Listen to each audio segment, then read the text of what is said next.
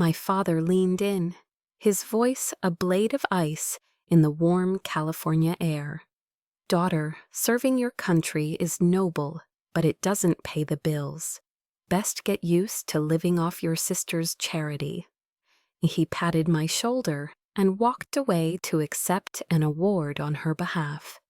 He left me standing there, a ghost in my own life, invisible to the family I'd sworn to protect. But they made one fatal mistake. They forgot that ghosts remember everything, and that this soldier was about to start a war of her own. My name is Taryn Wells. I'm 37 years old. The Atherton Institute in Palo Alto shimmered under the late afternoon California sun, a symphony of hushed conversations and the clinking of expensive glassware. I stood alone near a wall of bougainvillea, a ghost in Levi's jeans and a J. Crew shirt, trying to blend into a world I no longer belonged to. A waiter offered a flute of Veuve Clicquot. I politely declined with a shake of my head. "I'm on duty," I murmured, a reflex I couldn't unlearn. The irony was a bitter taste in my mouth. My duty here was simply to exist, a prop in the grand play of my family's success. Then he approached. My father, Alistair Vance, didn't walk toward me with the warmth of a parent, but with the purposeful stride of a CEO about to deliver a difficult performance review. He stopped beside me, his gaze sweeping out over the perfectly manicured lawns, avoiding my eyes. He leaned in, his voice a blade of ice against my ear, sharp and precise. "Daughter, serving your country is noble, but it doesn't pay the bills. You'd best get used to the idea of living off Alara's charity." He didn't wait for a response. He patted my shoulder, a condescending gesture meant to soothe the child, and then he was gone, moving toward the stage. The words were a precision strike, designed to neutralize my presence. They hung in the air, invisible and toxic. Just as the shock began to crystallize, my mother, Genevieve, drifted past. Her eyes, cold and appraising, flickered down to my simple leather boots, then back up. She leaned toward a woman dripping in diamonds beside her, her voice a stage whisper meant for me to overhear. You'd think she would at least try. The twin humiliations struck in quick succession, private and brutal, which only made them cut deeper. I stood frozen, a statue amidst the vibrant life of the party. My hand shoved deep into the pocket of my jacket, clenched into a fist. I felt each knuckle turn white, the pressure a grounding force against the wave of nausea. I was a phantom, a forgotten soldier on a battlefield of wealth and status, and in my mind a cold, hard thought took root. Ghosts forget nothing. Alistair was on stage now, bathed in the golden light. The microphone amplified his smooth, charismatic voice as he began his tribute to his golden child, my sister, Ilara. "Ilara is the future," he declared, his arm gesturing expansively. "A mind that will shape the next century." He then paused, a master of timing, and his eyes found mine across the crowd. "And while we honor those who choose a path of service, a path of inherent uncertainty," he continued, the veiled reference a public echo of his private stab, "it is innovators like Ilara who build the world we all live in." It was then that the sound came, a low, guttural thumping that grew rapidly into a roar, tearing through the polite ambiance of the garden party. It wasn't a commercial helicopter from the nearby airfield. This was the distinctive, powerful beat of a Sikorsky HH-60G Pave Hawk. Heads turned, conversations faltered. The helicopter didn't circle. It executed a tactical approach, its rotor wash a sudden, violent storm. It descended over the far lawn, blasting silk scarves from necks, toppling towers of champagne flutes, and sending a wave of chaos through the elegant crowd. People gasped, ducked, and shouted in alarm. My family on the stage looked on in stunned disbelief, but I was the only one who remained perfectly still. The sound was a part of me. I started walking toward it, my steps measured and calm. The Blackhawk touched down, its side door already open. An officer in a flight suit, a man half my age, jumped to the ground and ran toward me, his movements economical and urgent. He stopped 2 feet in front of me, his back ramrod straight, and snapped a crisp, perfect salute. "Colonel Wells," he announced, his voice cutting through the din, "we need you." The world seemed to freeze. Every eye was on us. I saw my mother's hand fly to her mouth. I saw Ilara's look of confused awe. But the most satisfying sight was my father. Standing on the podium, his face had transformed from smug satisfaction to a mask of utter, slack-jawed disbelief. The power he wielded, the millions he controlled, had just been rendered meaningless by a single uniformed officer and a military-grade helicopter. Another figure emerged from the aircraft. Major Kalen Ryder, my second in command. Kale, my brother in arms. While the young pilot explained to the stunned event organizers that a surprise Medal of Valor ceremony was being authorized, Kale pulled me aside, his expression grim, his voice low and urgent. "This is a strategic move, Terran," he said, his words a cold dose of reality. "Someone has been using your security credentials to funnel Black Ops R&D funds. Your name is on projects you never approved." He handed me a tablet. The screen glowed with an official-looking document, a funding authorization for millions of dollars. And there at the bottom was my digital signature, perfectly rendered, next to the name of a corporation I had never heard of in my life, Meridian Aerospace Solutions. That stark, undeniable proof was colder than the ice in my father's voice, more brutal than my mother's disdain. It was a betrayal that went beyond family politics and into the realm of federal crime, treason.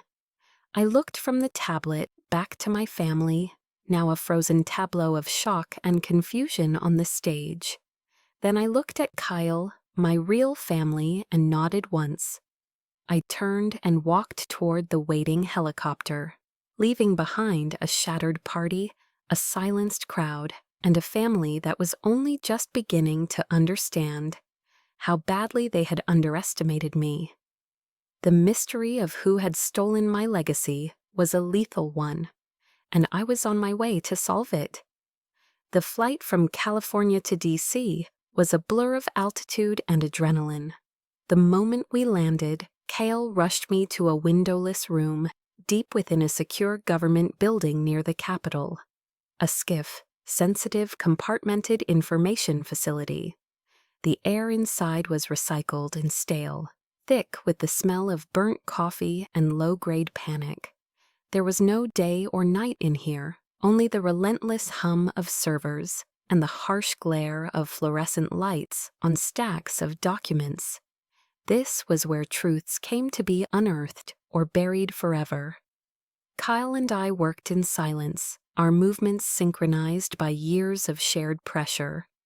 We sifted through digital and physical files, our training kicking in, looking for patterns, for anomalies, and we found them. Contracts worth millions, all funding a constellation of tech startups, all linked to my father's Silicon Valley venture fund. And on every single authorization, my digital signature, pristine and damning. A specific document caught my eye. A funding request for advanced satellite positioning technology. My blood ran cold. A memory, sharp and sudden, pierced through the fog of my focus. An email I'd sent home from a forward operating base in Afghanistan, full of pride. I'd told them about a new satellite navigation system my unit was testing, a breakthrough that was saving lives. I had been so proud, so eager for them to share in a small piece of my world. 2 weeks after I hit send, one of Alistair's portfolio companies received a multi-million-dollar R&D contract to research a remarkably similar technology. The coincidences were no longer coincidences. They were coordinates on a map of betrayal, a map that stretched back years. A Christmas phone call from Al Udeid Air Base in Qatar. I remembered the crackle on the line, the 3-second delay. I'd been lonely, missing the sterile pine scent of a fake Christmas tree. Alistair had been full of questions about security protocols, approval chains for high-level expenditures. I thought he was just curious. A father trying to understand his daughter's complex world. I thought it was pride. How could I have mistaken interrogation for pride? He wasn't connecting with his daughter. He was gathering intelligence. The door to the SCIF hissed open, and Gideon Stone, one of the Air Force's top cybersecurity analysts, walked in. He held a single sheet of paper like it was radioactive. "Colonel," he said, his voice flat, "I think I found the legal mechanism." He slid the paper across the table. It was a financial proxy designation. Alistair had registered himself as my sole financial agent. The justification was sickeningly brilliant, that as an officer on active classified duty, I was incapable of managing my own affairs. And the primary evidence he had submitted to the court? A copy of the official letter from the Department of Defense, the very letter that spoke of my honor and commitment announcing my deployment. He had taken my honor and forged it into a license to steal. He had turned my service into his shield. I felt the air leave my lungs, a slow, painful vacuum. The room, already claustrophobic, began to close in. My loyalty, my entire life's dedication, had been turned into a weapon aimed directly at me. And I had been the one to load the ammunition, year after year, with every proud email, every trusting phone call. The oath I took as an officer echoed in my mind, to support and defend the Constitution against all enemies, foreign and domestic. The domestic enemy, the traitor, wasn't some shadowy operative. He was my father. "There's more," Gideon said, his face grim.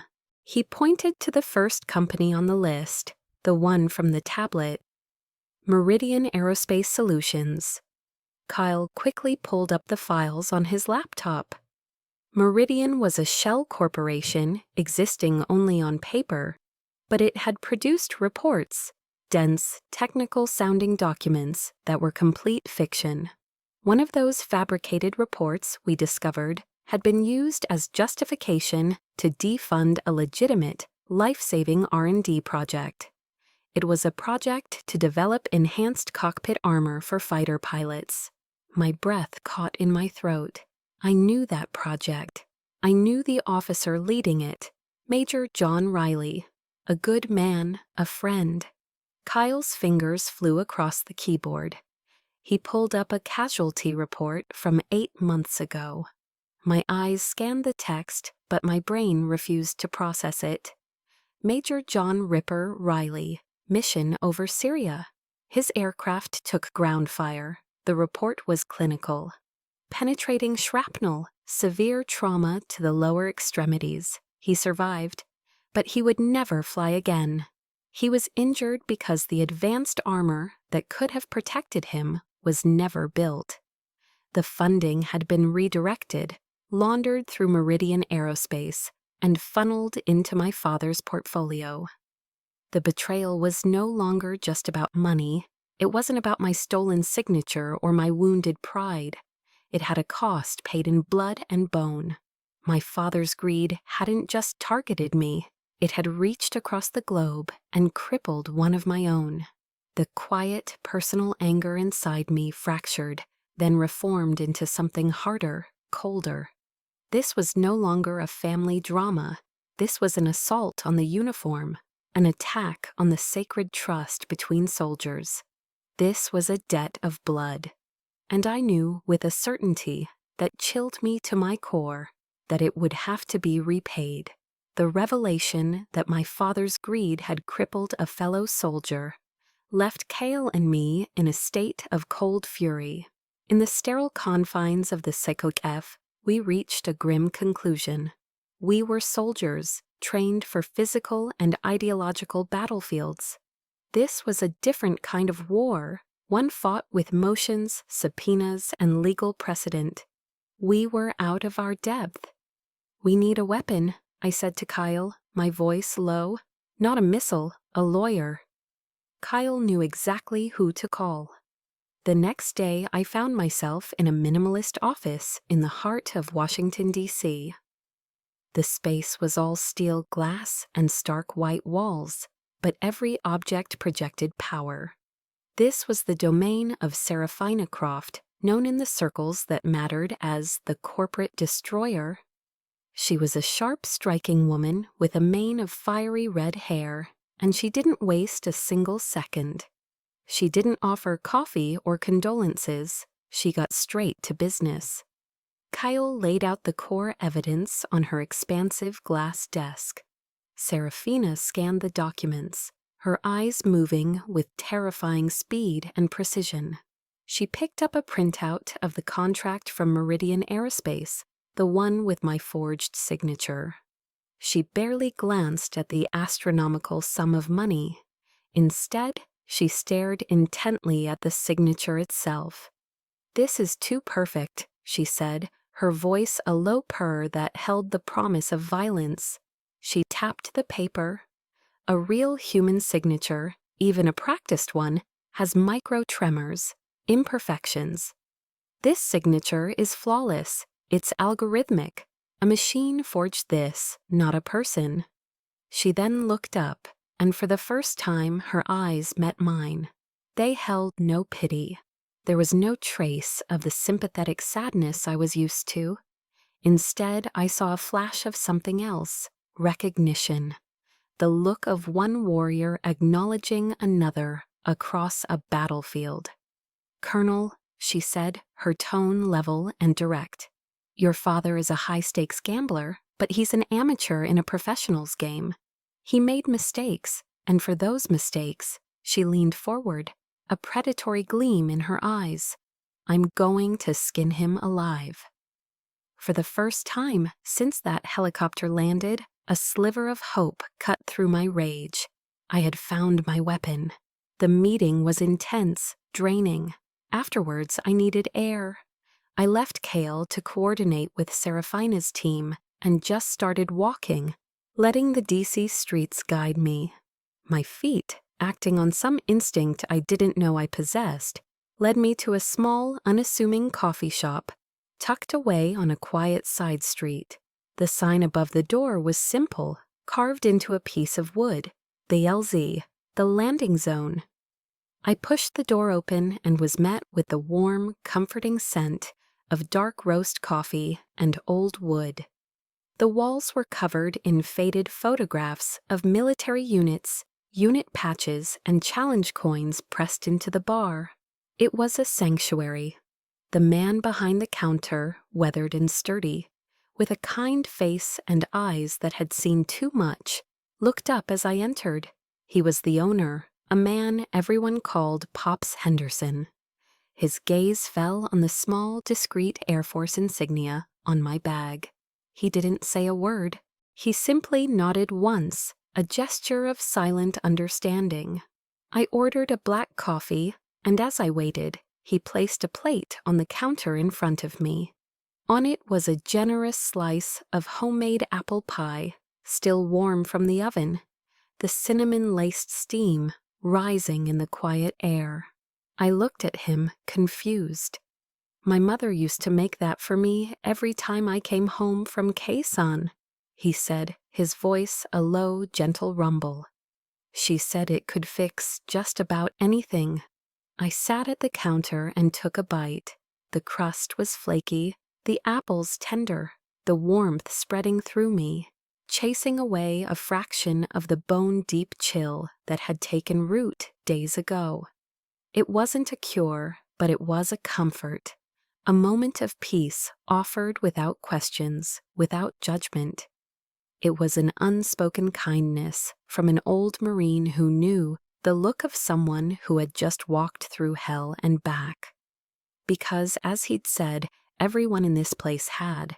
In that quiet moment, I felt a sense of belonging that my own family's lavish parties could never provide. My phone buzzed, pulling me from my reverie. It was Serafina. "We've got our first hit," she said, her voice sharp with triumph. My digital forensics guy, Orion Vex, was digging through the source code of the original Meridian contract. He found a ghost file embedded in the metadata. I held my breath. "It was a scan of a fake state ID for you, Taryn, a driver's license. But that's not the best part. The metadata on the image file itself was a treasure trove. It contained a digital footprint that couldn't be scrubbed. An IP address. I could hear her smile through the phone. We traced it. It leads directly to a secure server located at your father's private estate in Los Altos Hills. A direct link, irrefutable proof, the first real weapon in our arsenal, the foundation for the war to come." Serafina's voice dropped, becoming serious. "We've got him, Colonel. The first nail is in his coffin. The question is, are you ready to pull the trigger?" The day after Serafina's call, I met her digital forensics expert, Orion Vex. He wasn't the stereotypical nerdy hacker I might have expected. Orion was a former Marine Corps SIGINT officer, broad-shouldered and steady, with a prosthetic limb that he handled with casual indifference. He'd lost part of his leg in Fallujah. When our eyes met, I saw what I had seen in Serafina's gaze. No pity, only recognition. We were veterans of different wars, but we understood the cost. We sat in a small, secure conference room, and he walked me through his findings. He didn't dumb it down. He spoke to me in the language we both understood, a dialect of discipline and shared hardship. "Colonel," he began, pulling up lines of code on a large monitor. "In our world, a digital footprint is like a boot print in the desert. It tells a story. Your father didn't just leave a footprint, he left a 6-lane highway." He showed me the embedded files, the hidden data, the way the IP address was routed. It was a masterclass in digital tracking. The trust between us was immediate, forged in shared terminology and mutual respect. For the first time in this whole ordeal, I felt like I wasn't just a victim. I was part of an operational team. I had found my tribe. Later that afternoon, seeking the quiet comfort I'd discovered the day before, I returned to the LZ. Pops Henderson gave me his familiar silent nod and poured a black coffee without my having to ask. I sat at the bar, sharing a quiet story with him about a sandstorm in Iraq, when the chime above the door sounded. The atmosphere in the room shifted instantly. My mother, Genevieve Vance, swept in. She entered like a foreign species, her Chanel suit a pristine armor against the authenticity of the room. She was a queen invading a foxhole. The warm, comforting scent of coffee and old wood seemed to recoil from her expensive French perfume. She wrinkled her nose, her eyes scanning the humble space with undisguised contempt. "Taryn," she said, her voice dripping with a carefully curated blend of disbelief and disappointment. "I cannot believe I found you in a place like this." The way she said "this" made it sound like a disease. Her gaze swept over Pops, then to the few other quiet veterans sitting at small tables, and she dismissed them all as broken relics. She had obviously hired a private investigator to find me. The thought sent a chill down my spine. She glided to the bar, her heels clicking ominously on the wooden floor. "I came to talk sense into you," she announced, loud enough for everyone to hear. "You are destroying this family over some childish fantasy, some jealous delusion. Your father was only trying to protect your assets while you were away." The lie was so bald-faced, so audacious, that it stole my breath. She was trying to gaslight me in front of the only people who had shown me genuine kindness, attempting to isolate me by painting me as unstable. She was trying to poison my sanctuary, but something inside me, a steel girder forged in years of command, refused to bend. The warmth that Pops's apple pie had kindled in me didn't vanish, it hardened, it became fuel. I slowly swiveled on my bar stool to face her. I stood up, not as a daughter, but as a commanding officer. The relaxed posture I'd enjoyed just moments before vanished, replaced by the ramrod straight spine of Colonel Taryn Wells. The warmth in my eyes cooled to an Arctic frost. "This is a place for heroes, ma'am," I said. My voice was low, perfectly steady, but each word was a sliver of ice. I put a deliberate, cold emphasis on ma'am, a term of formal respect that I now used to build a wall between us, a concept you will never understand. I took a step toward her, claiming the space. "You have invaded my private space. You are not welcome here. Leave, now." Genevieve was stunned into silence. She had expected tears, arguments, a daughter's emotional collapse. She had not expected a direct order from a superior officer. Her perfectly made-up face contorted with a flash of rage and frustration. She opened her mouth, then closed it again, defeated by the absolute certainty in my voice. With a final venomous glare, she turned and stormed out, her angry clicks echoing in the sudden silence. The door swung shut behind her, and the quiet, respectful peace of the LZ slowly returned. I let out a breath I didn't realize I'd been holding. A large, warm hand came to rest on my shoulder. It was Pop's. He squeezed gently. "You did the right thing, son," he said, using the old-timer term of endearment. I wonder if any of you have ever had a moment like that. A moment where you had to choose between the family you were born into and the family that truly sees you. For me, that was the moment. I knew then that I wasn't just fighting for my own honor anymore. I was fighting to protect this place, these people, this small patch of hallowed ground. Some battles had to be fought right where you stood. After my mother's failed assault at the LZ, a different strategy was deployed. The frontal attack had failed, so the enemy resorted to psychological warfare. A few days later, a sleek black courier service delivered a thick, cream-colored envelope to my temporary apartment. It was from my father. Inside, on heavy, expensive stationery, was a handwritten letter. His script was elegant, controlled just like him. The words were a carefully constructed barrage of sentimentality. He wrote of his father's love, of the difficult business decisions he was forced to make in a volatile market. He never once admitted fault. Instead, he painted himself as a victim of circumstance, a patriarch protecting the future of his two daughters. It wasn't an apology. It was a prelude to a demand, a performance. The final paragraph invited me to a private dinner, a chance to talk things through as a family. I saw the manipulation for what it was. Seraphina's warning echoed in my head. He won't attack you with force. He'll attack you with memory. And yet a small, treacherous part of me, the part that was still a 7-year-old girl, entertained a flicker of hope.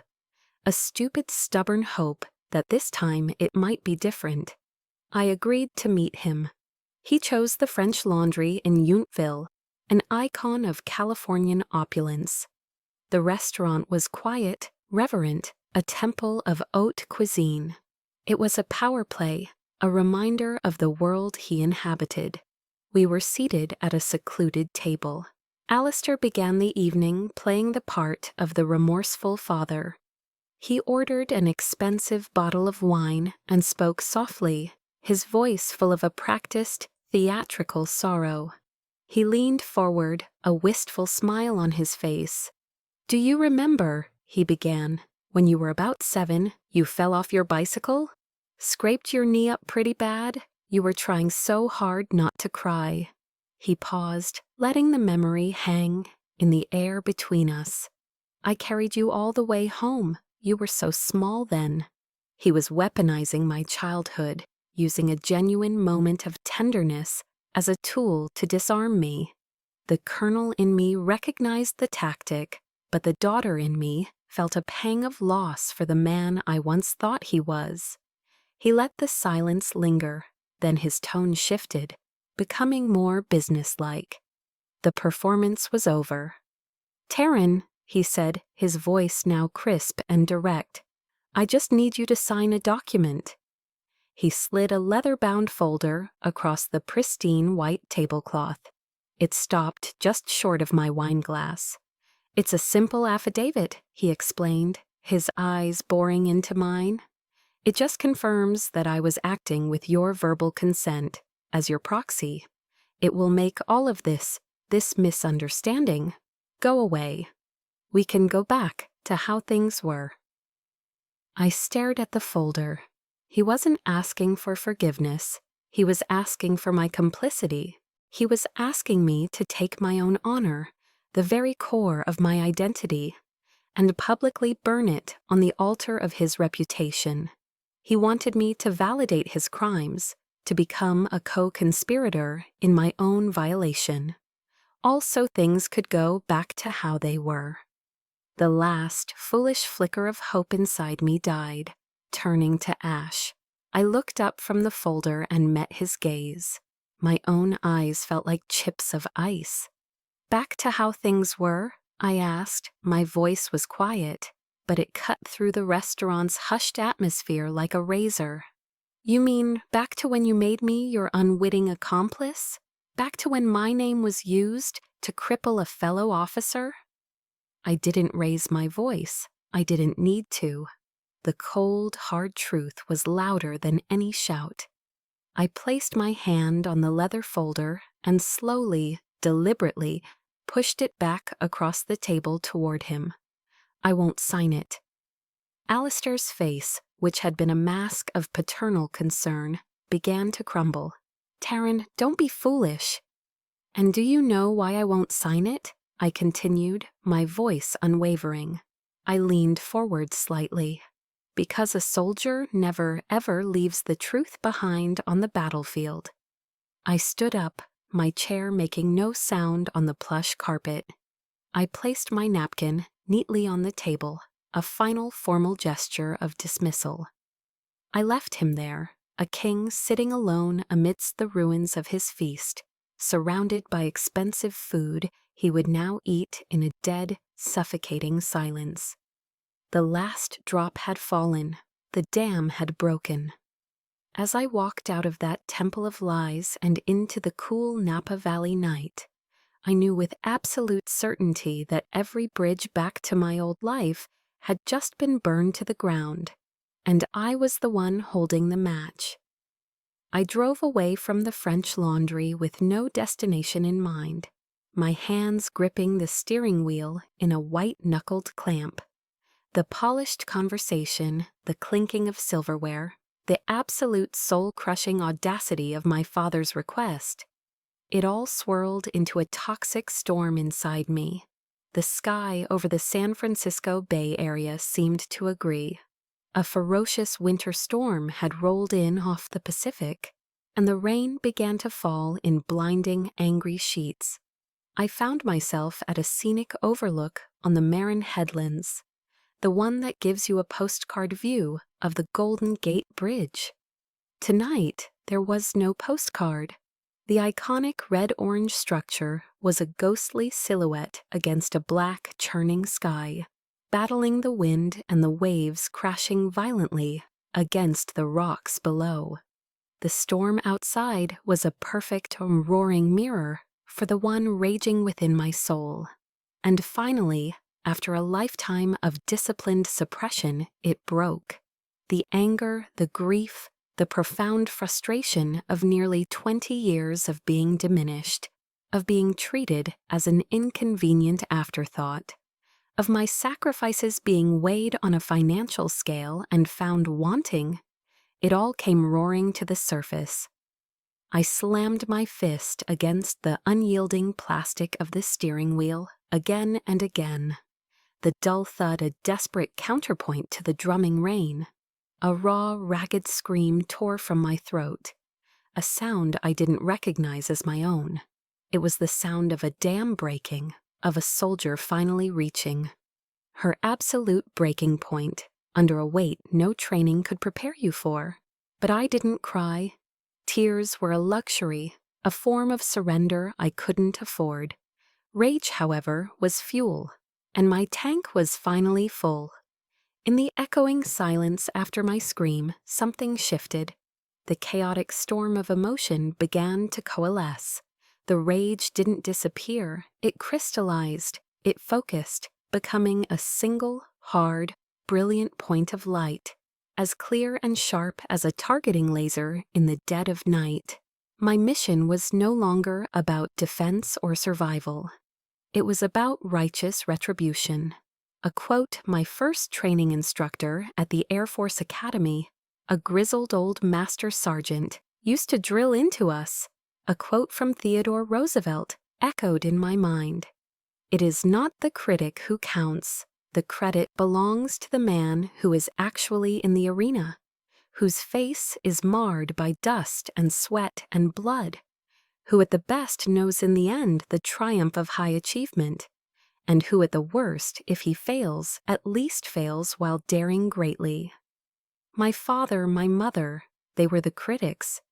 They sat in their clean, comfortable, climate-controlled seats and passed judgment.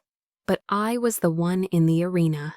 My face was marred by the dust of Afghanistan and the sweat of command. I had dared greatly, and they had used that daring as a cover for their crimes. It was time I started fighting like it.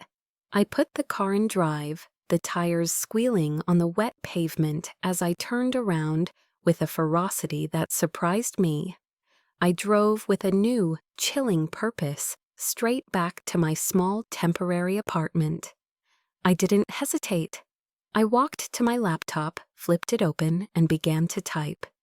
The document I was drafting was the most important of my career, more critical than any after-action report or strategic plan. It was my formal request for early, honorable retirement from the United States Air Force. This wasn't a surrender, it was a strategic redeployment. I was shedding my uniform, not out of disrespect, but out of absolute necessity. In that uniform, I was bound by military law, by a rigid chain of command, by rules of engagement that did not apply to this new domestic enemy. As a civilian, I would be free to fight this war on my own terms, free to hire the most ruthless lawyers, to speak to the press, to use the weapons of the world my father understood so well. I was unchaining myself so that I could, in turn, destroy his empire. My finger hovered over the mouse for only a second. Then I clicked, send. The email vanished into the ether. A sense of profound, terrifying liberation washed over me. The die was cast. There was no turning back. I immediately picked up my phone. I checked the time. It was just after 11 p.m. here on the West Coast, which meant it was just after 2 a.m. in D.C. I didn't care. A war doesn't keep business hours. I dialed Serafina Croft's direct line. She answered on the second ring, her voice instantly alert and clear, not the least bit groggy. "Serafina," I said. My voice was different now. The last traces of doubt of the hopeful daughter were gone, burned away in the storm. All that remained was the cold, hard certainty of a colonel with a clear and final objective. "It's Taryn Wells." "I know," she said, her voice calm. "I've submitted my retirement papers," I stated, no emotion in my voice. "It's done. I want you to prepare everything. We're bringing this all into the light. No compromises, no negotiations. Launch the campaign." There was a pause on the other end of the line, a beat of charged silence, and in it I could almost hear her smile. It was the sound of a predator sensing the hunt was about to begin. "Roger that, Colonel," she replied, her voice alight with a fierce, joyful energy. "Welcome to the civilian front." My call to Serafina was a declaration of war. The next morning, her office transformed. It was no longer a minimalist, high-powered law firm. It was a war room, a tactical operations center. A massive whiteboard dominated one wall, covered in a complex web of Alistair's companies, shell corporations, and holding firms. Red arrows, drawn with aggressive slashes, mapped the illegal flow of money from Department of Defense contracts to his personal venture fund. Serafina, Kale, Orion, and I operated like a special missions unit, each with a specific role. Serafina was the commander, directing the legal assault. Orion was our G2, our intelligence chief, digging through terabytes of data. Kyle was my executive officer, coordinating logistics and providing a steady, reliable presence. And I was the subject matter expert. I was the one who knew the terrain and the players. "The paper trail is crucial," I said, pointing to a name on the board. "A key executive in an aerospace firm. But it's not enough. We need human intelligence. We need people who can testify that Alistair Vance knows nothing about aerospace engineering, that he's a financial predator, a brilliant opportunist who saw the defense industry as his personal ATM. We need to dismantle not just his actions, but his entire manufactured persona." We worked relentlessly, fueled by coffee and a shared sense of purpose. But a predator, when cornered, doesn't simply surrender. It bites back. The first counterattack came via a phone call.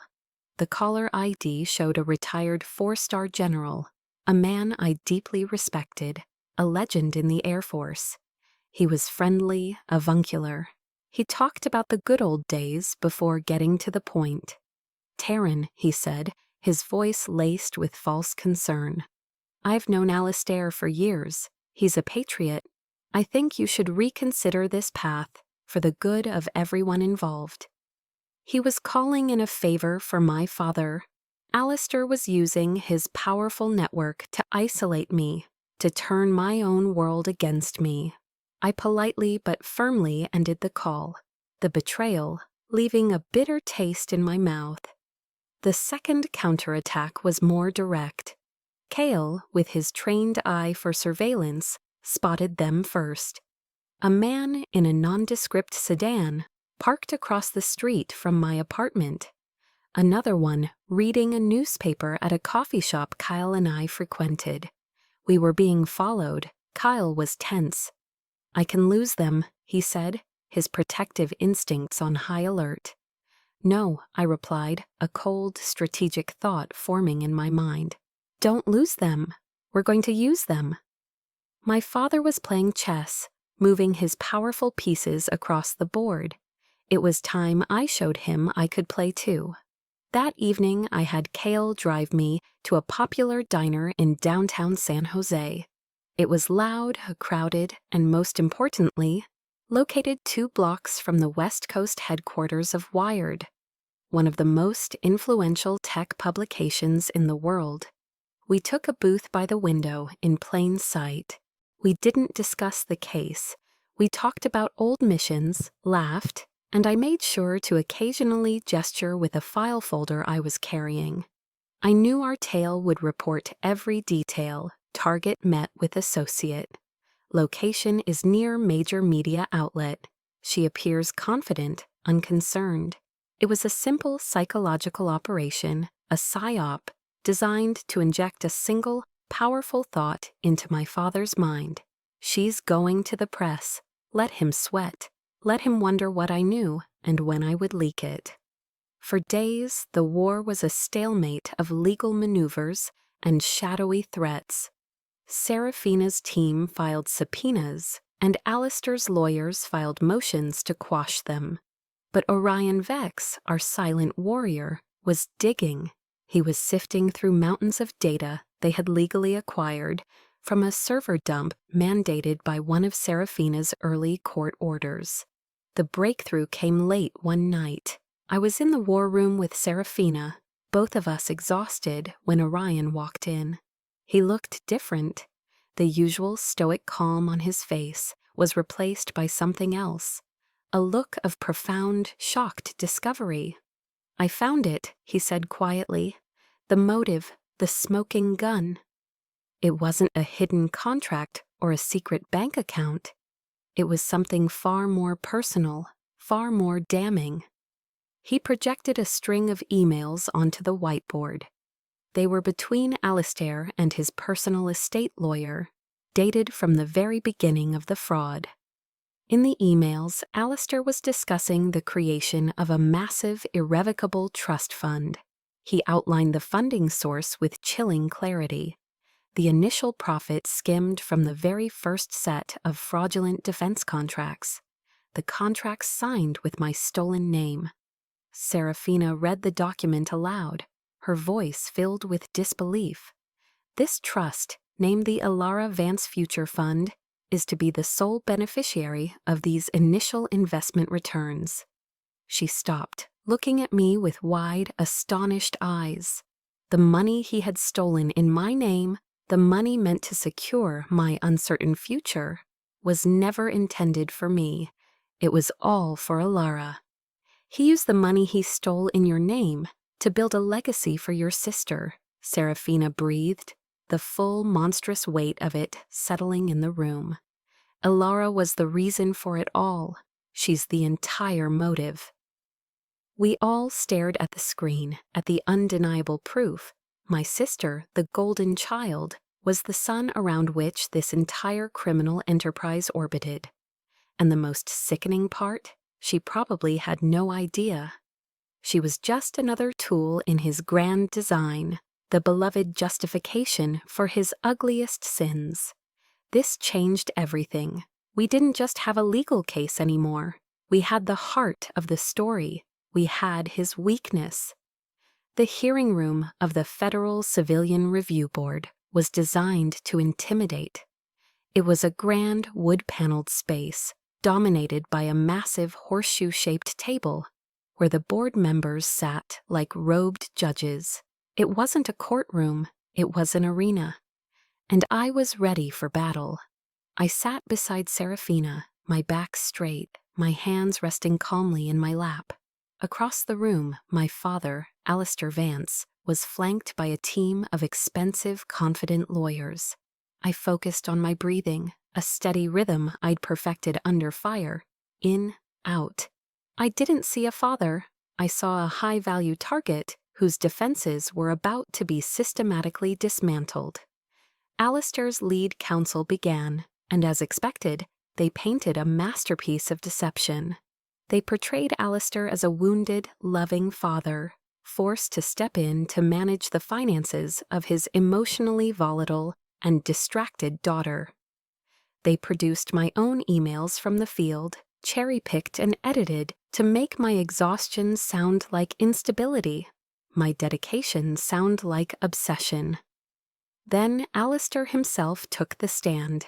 He delivered a performance worthy of an Oscar, his voice trembling with manufactured emotion.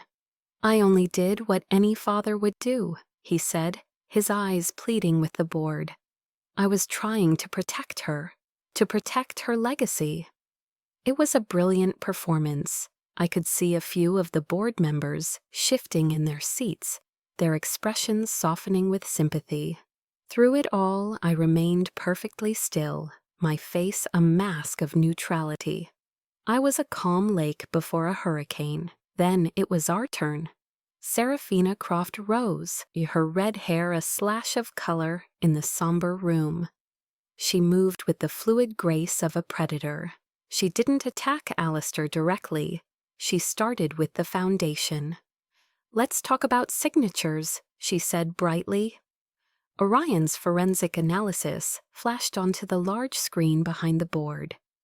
The algorithmic perfection of the forged signatures was laid bare, the absence of human imperfection glaringly obvious.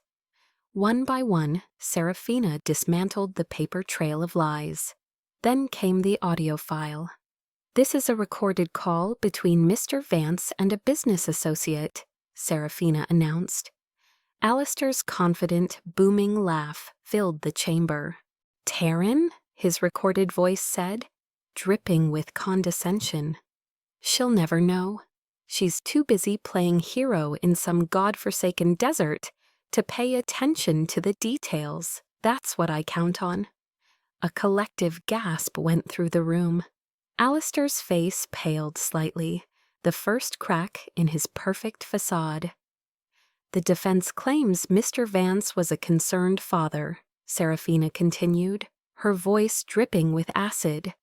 "This recording suggests he was a calculating opportunist who viewed his daughter's service as a convenient cover for his crimes.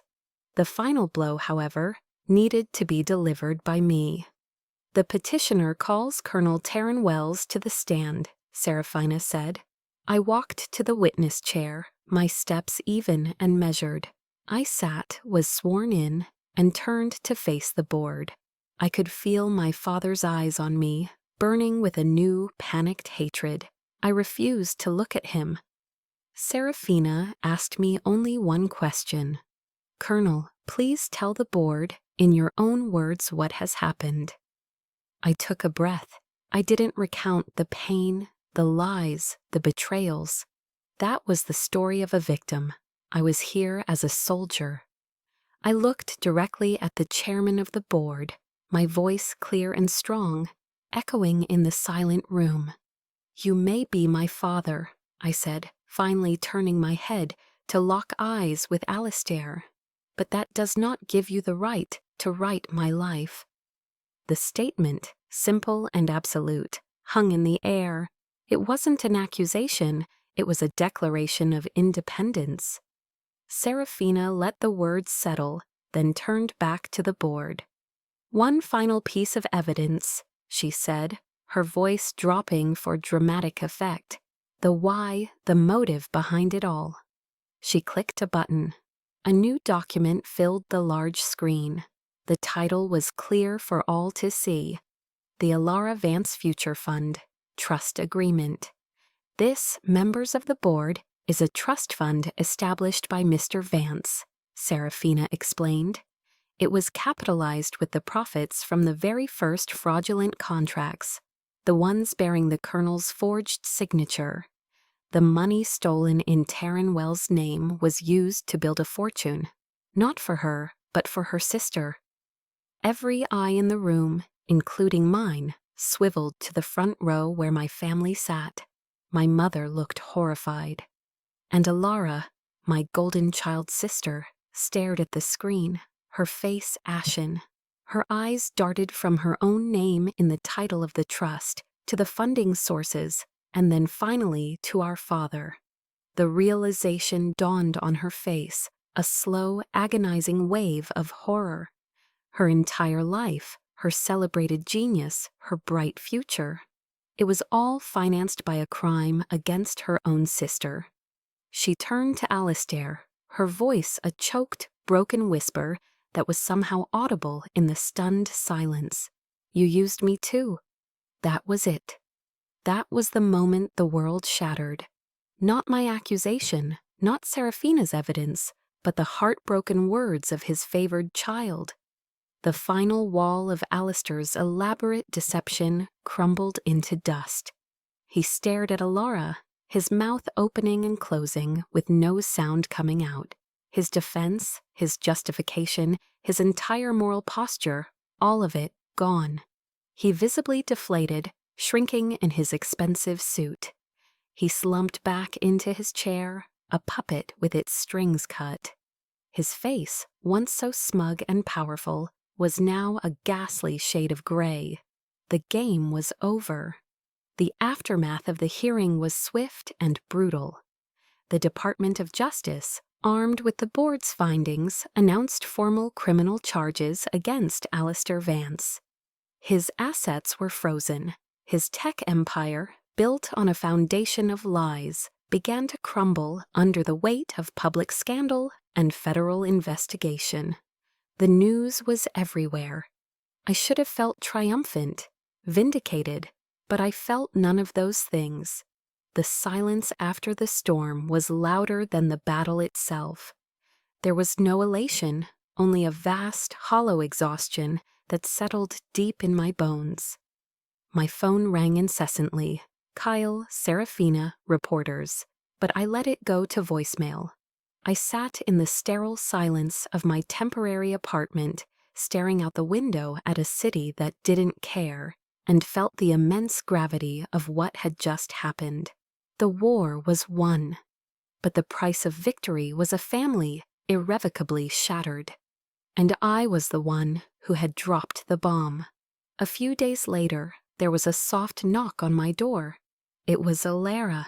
The arrogance and entitlement that had always clung to her like expensive perfume were gone. In their place was a raw, fragile brokenness. Her eyes were red-rimmed and swollen. "I'm sorry, Taryn," she whispered, her voice cracking. Tears welled up and streamed down her face. "I'm so sorry. I didn't know. I swear I never knew." My first instinct, the old, ingrained instinct of an older sister, was to pull her into a hug, to comfort her. But I held myself back. To do so would be to lie, to pretend that we could go back to what we were. And I was done with lies.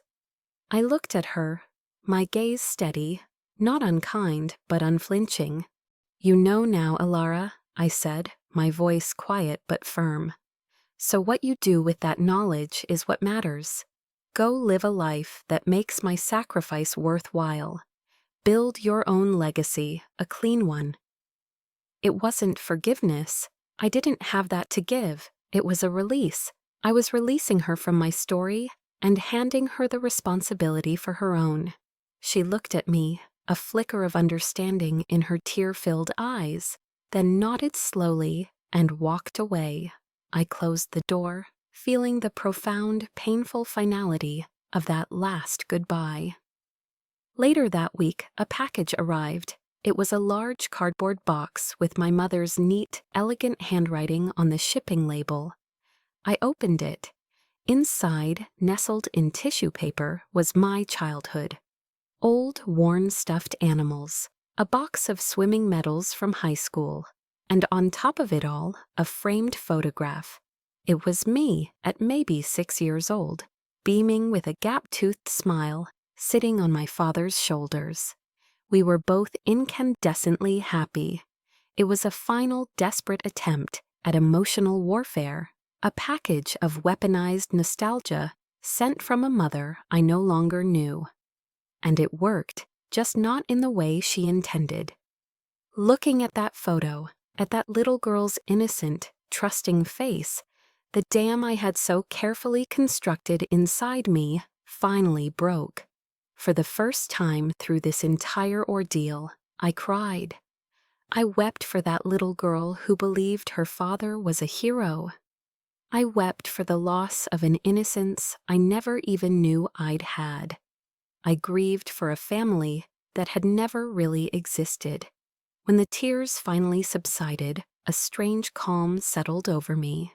The Serenity Prayer, a piece of wisdom Pops Henderson had framed behind his counter, came to my mind. God, grant me the serenity to accept the things I cannot change, the courage to change the things I can, and the wisdom to know the difference. I couldn't change who my parents were. I couldn't change the past, but I could change what I did next. With a newfound sense of purpose, I began to pack everything back into the box. I handled each item with a strange reverence: the worn-out teddy bear, the tarnished medals, the photograph of a ghost. I closed the flaps and sealed the box with tape. My first thought was to burn it, to obliterate the past in a fit of rage. But burning is an act of anger, of passion. I didn't feel that anymore. I felt a quiet need for peace. So instead, I carried the box down to my car and drove to a local Goodwill donation center. I placed it on the loading dock next to other people's discarded histories. It wasn't an act of erasure, it was an act of release. I wasn't destroying my past, I was simply choosing to leave it behind, to let it become a part of someone else's story. As I drove away, I didn't look back. I was finally letting go of the weight, freeing myself not just from them, but from the person I had been in their shadow. The war was over, the dead were buried, and for the first time, the future felt like an open sky. 1 year later, I stood on the stage of the Arnold Hall Auditorium at the United States Air Force Academy in Colorado Springs, the place where my journey began. The air was crisp, the mountains a majestic backdrop outside the vast windows. I was back in my dress blues, the uniform crisp and familiar. I had been invited back as a guest lecturer for their course on leadership in crisis. Before me sat hundreds of young cadets, their faces a mixture of discipline, ambition, and youthful idealism. I looked out at them, and in the front row I saw my real family. Cale sat tall and proud, his steady gaze meeting mine. Beside him, Serafina Croft, the corporate destroyer, looked fiercely protective. Next to her was Orion Vex, the digital warrior who had found the truth. And at the end of the row, beaming, was Pops Henderson, who had flown all the way from DC to be here. They weren't just applauding, their eyes shone with a profound, unconditional pride that warmed me from the inside out. I didn't tell the cadets the sordid details of my story. I didn't need to. I spoke to them about the nature of truth, the weight of loyalty, and the difficult, often lonely choices that define a leader. Honor is not a noun, I told them, my voice resonating in the quiet hall. It's not a medal you can pin on your chest or a title you can write before your name. Honor is a verb. It's what you do every single day, in the choices you make, big and small, especially when no one is watching. I spoke of the different kinds of battlefields, not just the ones of sand and rock, but the ones in boardrooms, in courtrooms, and in the quiet, desperate chambers of the human heart. I told them that the most dangerous enemy is not always the one you can see, but the one who whispers that your principles are for sale. When I finished, the applause was thunderous, but it was what happened afterward that truly mattered. As I was leaving the stage, a young woman, a first-year cadet with bright, determined eyes, approached me. "Colonel Wells," she said, her voice filled with a powerful sincerity. "Your story, what I've read about it, it reminded me why I'm here, why this uniform matters. Thank you, ma'am. Thank you for not staying silent." In that moment, looking into her earnest face, I finally understood my legacy. It wasn't the millions in a stolen fund, or the headlines in the news, or even the medals I had earned. My legacy was this spark I had just helped ignite in the heart of the next generation. It was the sudden, breathtaking realization that I had managed to transform my deepest pain into a lesson in resilience for others. My story was no longer just mine. It belonged to her now, and to all the others who would choose to fight for what was right, no matter the cost. The final scene of my story didn't take place in a hearing room or an office. There were no more enemies to fight, No more lies to unravel. It took place in the sky. Kyle and I were in a small 2-seater training plane, a Diamond DA-40 soaring over the vast blue expanse above Colorado. He was at the controls, but this flight was for me. The wind whipped through the open cockpit, carrying the scent of pine from the Rockies below. I was no longer a ghost at a party, no longer a victim of a cruel deception. I was a pilot, a teacher, a survivor. I looked out at the endless horizon, at the world painted in shades of blue and gold. Down there on the ground were the messy, complicated battles of men. But up here there was only peace, clarity, freedom. A genuine smile, the first truly effortless smile I'd had in years, spread across my face. It was a smile of pure, unadulterated joy, of peace earned and a future reclaimed. They had tried to steal my legacy. They had tried to define me by their greed and write my life with their lies. They thought a legacy was something written on paper, a number in a bank account. But they were wrong. They had never understood where to find the real me. They had never thought to look up. My true legacy was never on the ground. It was written here, in the contrails of jets, in the silent language of flight, across the vast open sky. That day, flying over the Rockies, I finally understood. My story wasn't about the family I lost, but the one I found, in the integrity of my friends and in the resilient spirit of people like you, who listen and understand. So many of us have our own quiet battles, our own stories that need to be told. If my journey has echoed a part of yours, please share your thoughts in the comments. And if you believe in the power of overcoming, subscribe to Chosen Revenge for more stories that remind us we are never truly alone.